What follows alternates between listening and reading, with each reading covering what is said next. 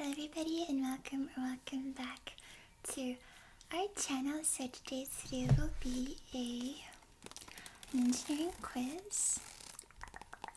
So I'm not sure if you guys know, but I will hopefully become an engineer in a few months. I'm currently studying a type of engineering at university, and I think this is a really interesting area.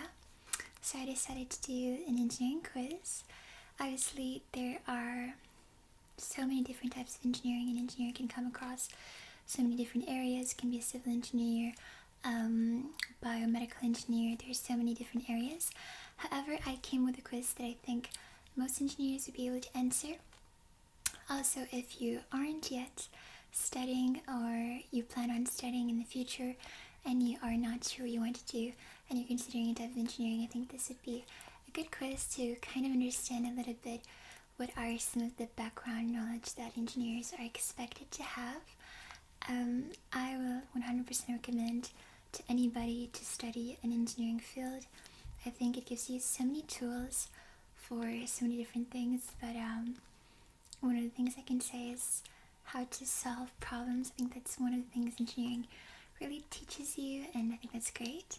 So so this quiz has 10 questions related to engineering. Each of them, if you get them right, you'll get 1 point. There are 2 questions that are a little bit more specific, and you'll be able to choose only one of them. You can only answer one of them, and you'll still be able to get 10 points, but I'll explain to you a little bit when we come to those questions. But yeah, so there's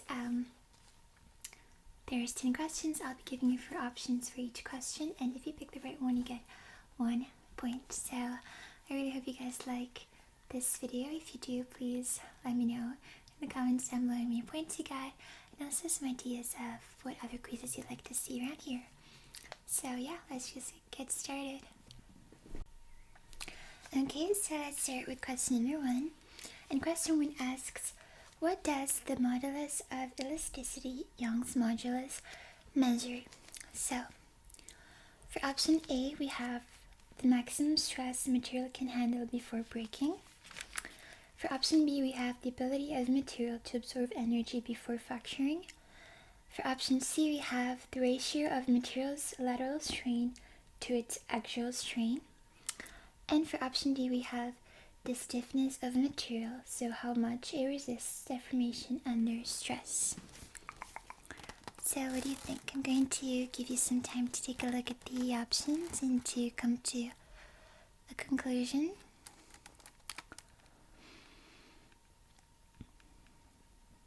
What does the modulus of elasticity measure? Young's modulus.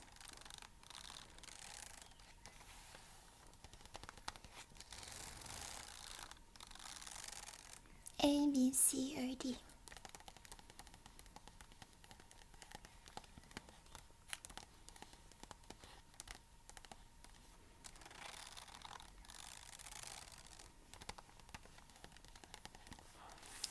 Is it A, the maximum stress material can handle before breaking?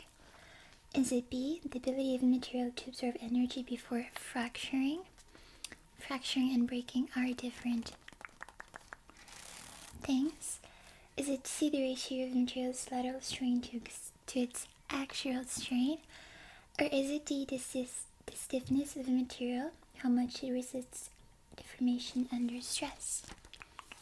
So, option A, option B, option C, or option D, which one of these represents what the Young modulus measures?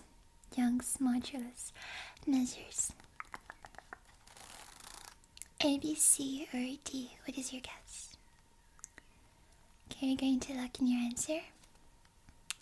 Let's check. So the correct answer for question 1 is option D. So the modulus of elasticity measures the stiffness of the material. So how much it resists deformation under stress. Good job to get this one right. Okay, let's go to question number 2. And question 2 asks, which law of thermodynamics states that energy cannot be created nor destroyed? So is it A, the first law of thermodynamics? Is it B, the second law of thermodynamics? Is it C, the third law of thermodynamics? Or is it D, the fourth law of thermodynamics? Which of these laws states that energy cannot be created nor destroyed? What is your guess for question number 2?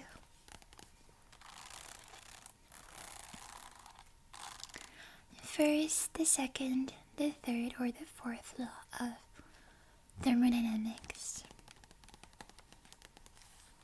I'm going to give you some time to think about this one.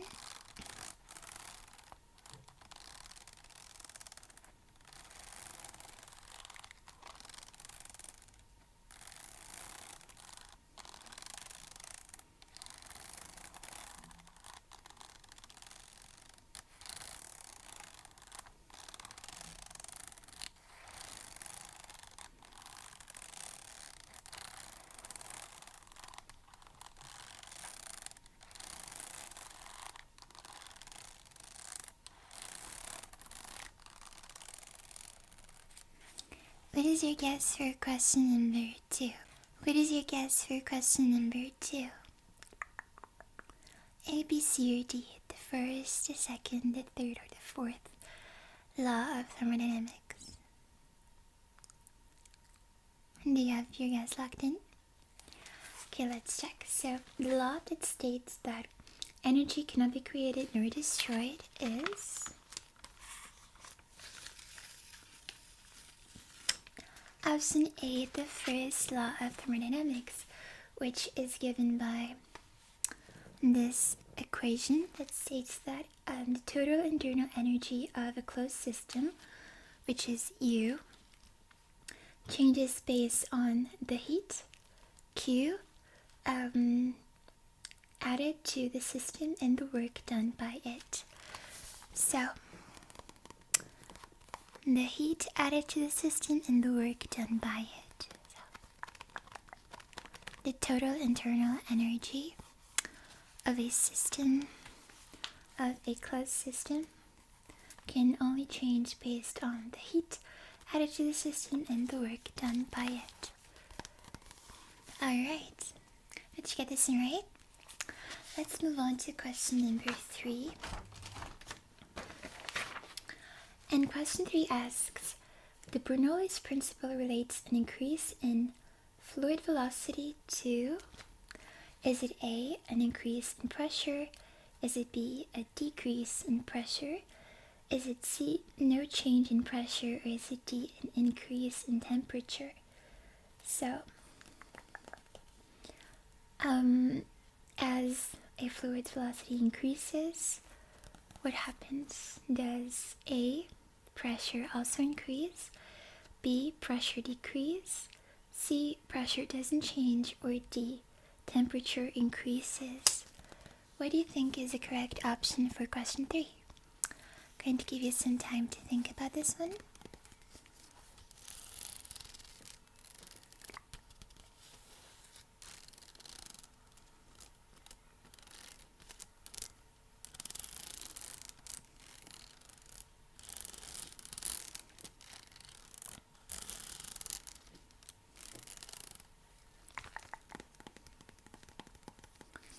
A, B, C, or D, which one do you think is the correct option for question number 3?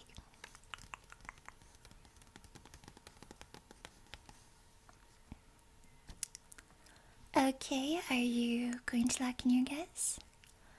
Let's see if you're correct. So, Bernoulli's principle states that, or relates that, an increase in fluid velocity relates to answer B. So as fluid speed increases, static pressure decreases. So option B, a decrease in pressure, is the correct answer. Good job. Did you get this one right? Alright, going for question number 4. Ohm's law states that current through a conductor is proportional to what? So under Ohm's law, current through a conductor is proportional to what? Is it proportional to A, resistance? Is it proportional to B, voltage? Is it proportional to C, power? Or is it proportional to D, frequency? What do you think? Resistance, voltage, power, or frequency? What is current proportional to? I'm going to give you some time to think about question number 4. You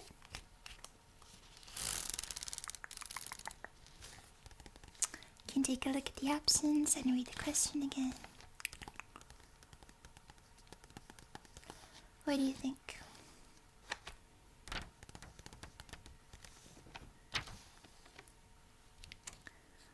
Resistance, voltage, power, or frequency?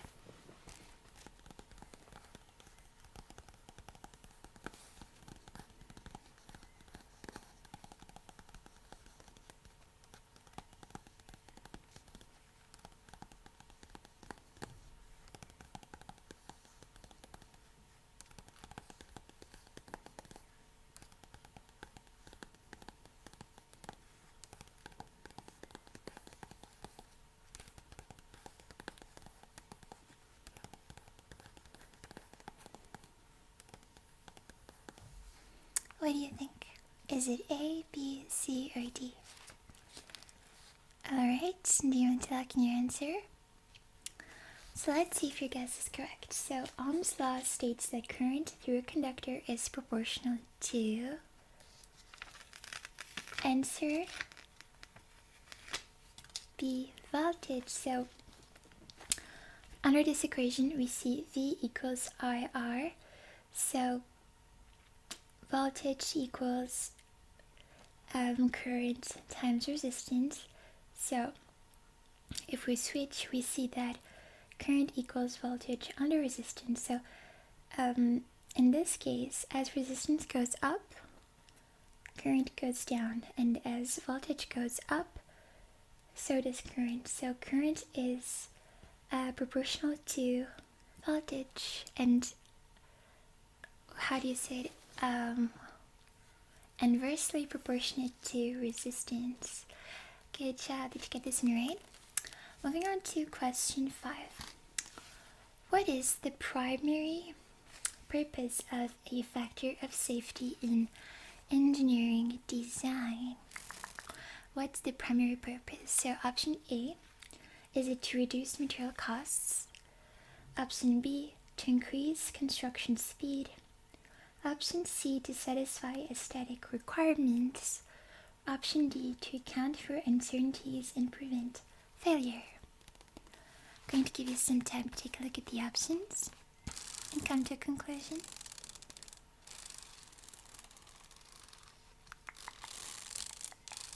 A, B, C, or D?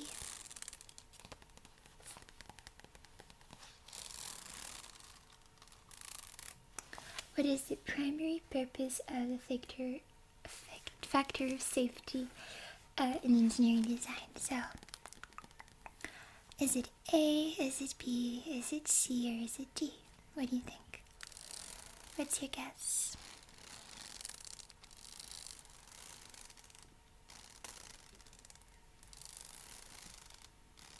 I'm going to give you some time to think. A, B, C, or D? A, B, C, or D? Factor of safety. What do you think that's for?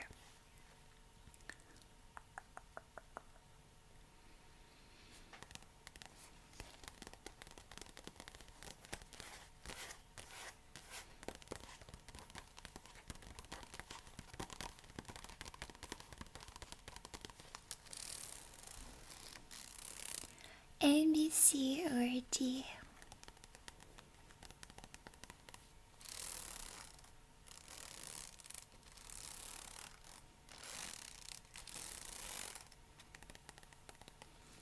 Okay, you're going to lock in your answer.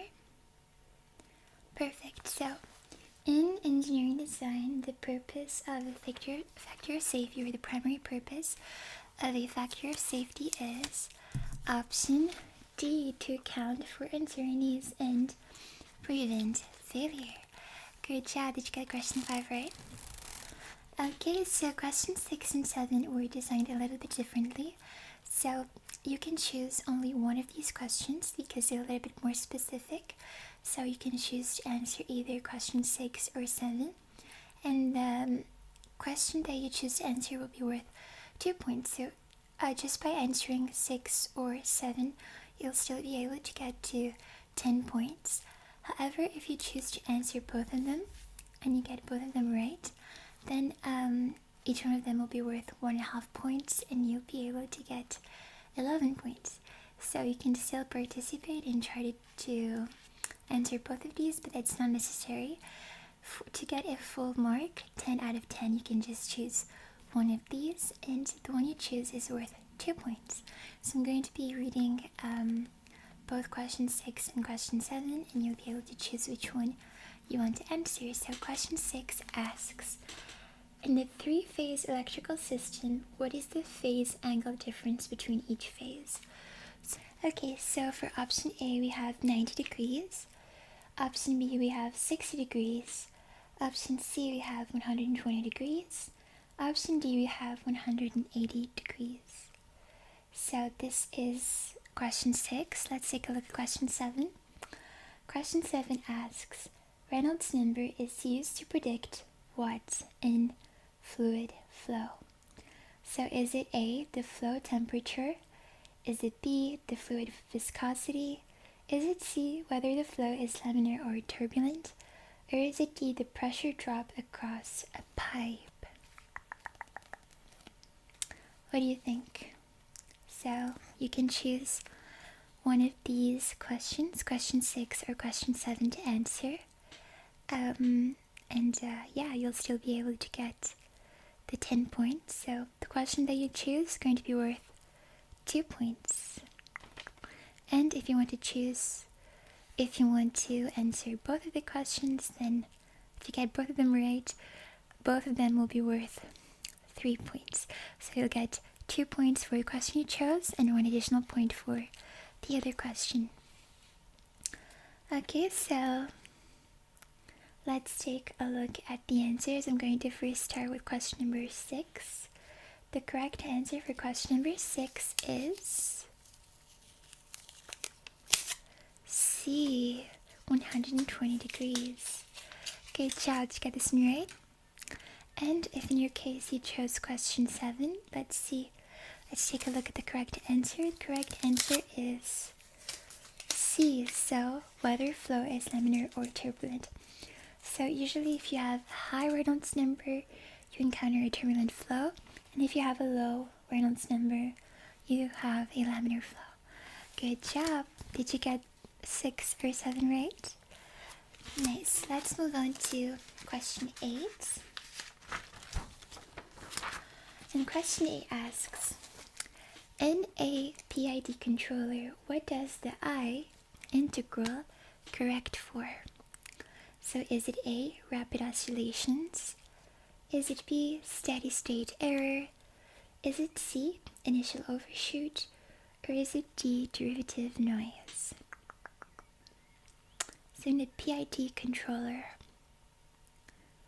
so proportionate integral derivative gains. What does the I integral correct for? Is it the rapid oscillations? Is it steady state error? Is it initial overshoot? Or is it derivative noise? A, B, C, or D? What is your guess for question number 8? In a PID controller,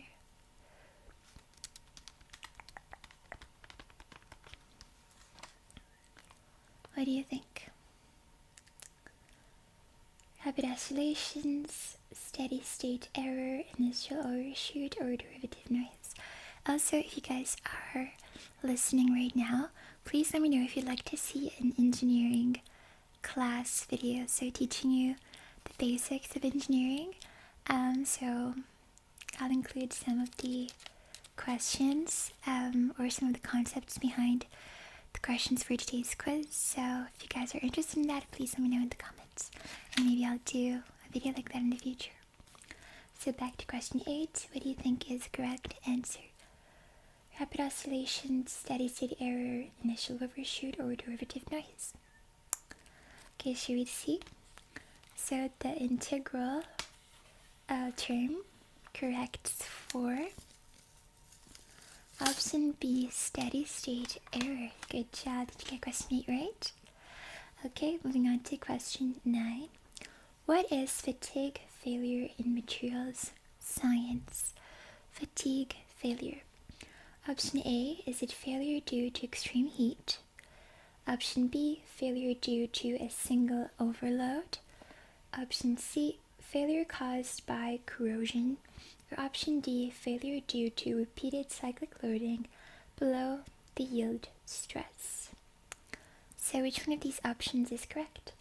What is fatigue failure in material science? Failure due to extreme heat, failure due to a single overload, failure caused by corrosion, or failure due to repeated cyclic loading between and below the yield stress? A, B, C, or D? What do you think? I'm going to give you some time to take a look at the options and to consider which one you want to choose.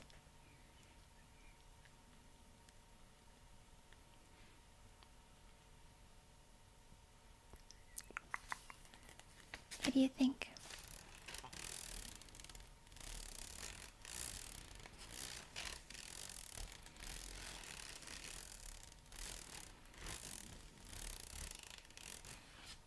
A, B, C, or D?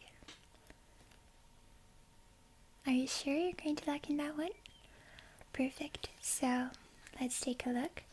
So fatigue failure is option D, so the failure due to repeated cyclic loading below the yield stress. Good job. Let's move on to our last question, question number 10. Newton's third law states that for every action there is option A, a greater reaction. Option B, a proportional reaction based on mass. Option C, a delayed reaction based on gravity. Or option D, an equal and opposite reaction. So for every action there is A, B, C, or D.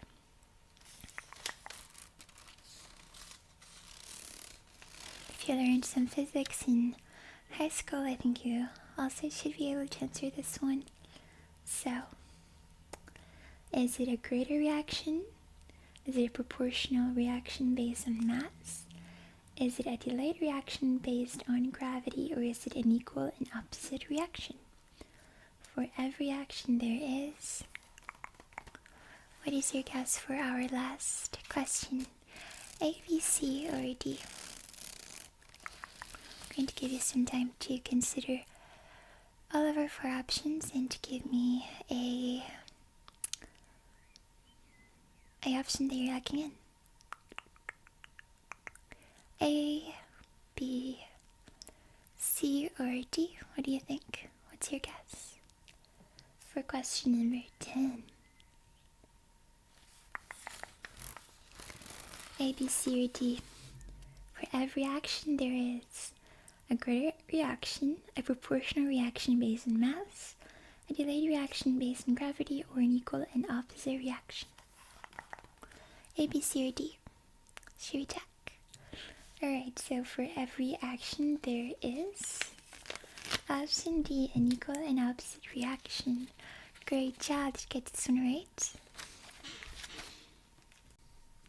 So this is everything for today's video. I really hope you guys liked it. If you did, please leave a like in the video and let me know how many points you got, as well as for your answers to all the questions. Also, if you have any video idea that you'd like to see around the channel, please also feel free to comment down below. And yeah, that's it all for today. Thank you so much for watching, and hopefully see you next time. Okay, so now for these 2 questions, they are a little bit more specific, so be able to choose which one of them you want to answer. Each of them is worth 2 points, so you can choose either 6 or 7, and you'll still be able to get the 10 points answering only one of the questions. However, if you do answer both of them correctly, then you'll get 3 points for both of them. So if you get every single question correctly, including these two, you will get 12 points. Wait, is it? If you get, yes, if you get all of them correctly, every single question including these two, you will get, no, sorry, you'll get, okay. So for question A, we have 90 degrees. For question B, we have 60 degrees. Not question. Oh my gosh.